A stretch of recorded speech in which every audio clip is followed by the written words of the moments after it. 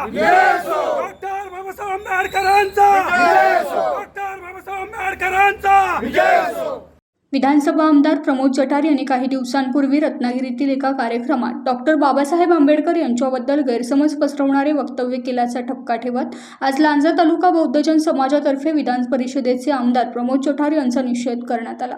यावेळी आंबेडकर प्रेमी जनतेनं लांजा तहसील कार्यालयासमोर जोरदार घोषणाबाजी केली। आमदार प्रमोद जठार यांची चौकशी करून कायदेशीर कारवाईची मागणी करण्यात आली। यासाठीचे निवेदन तहसीलदार लांजा यांना सादर करण्यात आले। यावेळी अनिरुद्ध कांबळे, श्रीकांत कांबळे, प्रभाकर कांबळे, गौतम कांबळे, लहू कांबळे, एबी कदम, भिकाजी कांबळे, भिकाजी तणावडे, संतोष जाधव, रामचंद्र कांबळे आदींसह असंख्य समाज बांधव उपस्थित होते। 16 जून 26 या दिवशी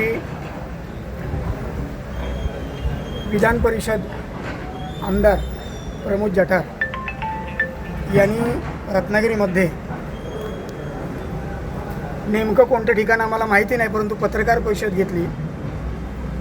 या पत्रकार परिषदेमध्ये या भारत देशाचे प्रधानमंत्री आदरणीय मोदी साहेब यांच्या 12 वर्षाच्या कालकालावधीमध्ये एकंदरीत त्यांनी केलेली भरीव अशी कामं याबद्दलची प्रचार प्रसाराची जी मोहीम त्यांच्या पक्षाने उभारलेली आहे, या मोहिमेमधली ठळक वैशिष्ट्ये सांगताना प्रमोद जठार यांनी भारतीय संविधानकर्ते, निर्माते, वंदनीय पूजनीय आमच्यासाठी डॉक्टर बाबासाहेब आंबेडकर यांच्याबद्दल चुकीचं विधान केलं। त्यांच्या मुलाखतीमध्ये त्यांनी प्रसारित केलेल्या त्या परिषदेमध्ये त्यांचं म्हणणं असं आहे की भारतीय संविधानातलं 370 कलम या कलमाच्या अंमलबजावणीमध्ये तत्कालीन प्रधानमंत्री नेहरूंना जे काही जमलं नाही आणि त्याचबरोबर संविधानकर्ते म्हणजे पर्यायानं संविधान निर्माते डॉक्टर बाबासाहेब आंबेडकर यांनाही जमलं नाही, ते मोदीने एका झटक्यात केलं।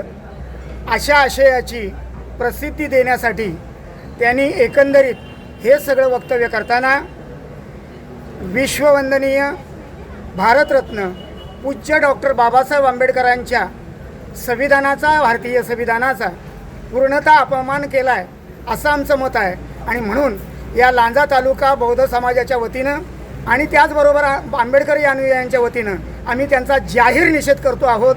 आणि हे निवेदन देण्यासाठी आम्ही माननीय तहसीलदार महोदय यांच्याकडे आत्ता आम्ही निवेदन दिलं आहे। आणि पर्यायानं या ज्या सरकारमध्ये ते आहेत, ज्या पक्षामधून ते विधान परिषद आमदार झालेत, नुकतेच झालेले असताना संविधानाबद्दल असं बोलणं हे योग्य नाही। त्यांनी स्वतःचा राजीनामा द्यावा असं देखील आमचं मत आहे। टाइम्स डिजिटलला लाईक करा, शेअर करा, सबस्क्राईब करा आणि बेल आयकॉन दाबायला विसरू नका। Times digital.